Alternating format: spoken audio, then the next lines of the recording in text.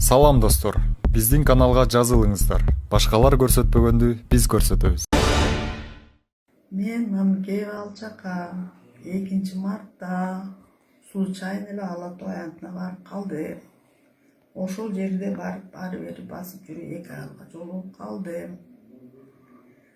Анан ал аялдар сурады менден: "Сен эмне жүрүсүң?" "Ой, мен случайно келдим, мендер ушундай чогулуп аткандан" дедим. "А силер эмнеге келдиңер?" деп мен алардан сурасам, алар айтты: "Биз Садыр Жапаровго келген жокпуз, биз Сооронбай Жээнбеков кетсин деп келдик" деди.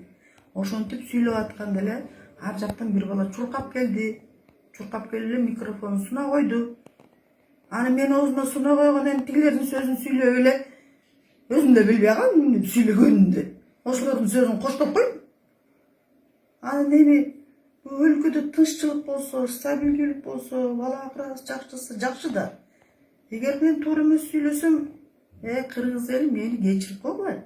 Эгер мен туура эмес сүйлөсөм, мен кээде сүйлөгөн сөзүмдү деле унутуп калам, ичкен тамагымды да унутуп калам керек болсо. Өзүм 70ке келип калдым. Кээде жоголуп келсем, үйдөгүлөрүм издейт мени. Анан бир апта эсиме келип, анан келип калам. Ошол менин айта турганым.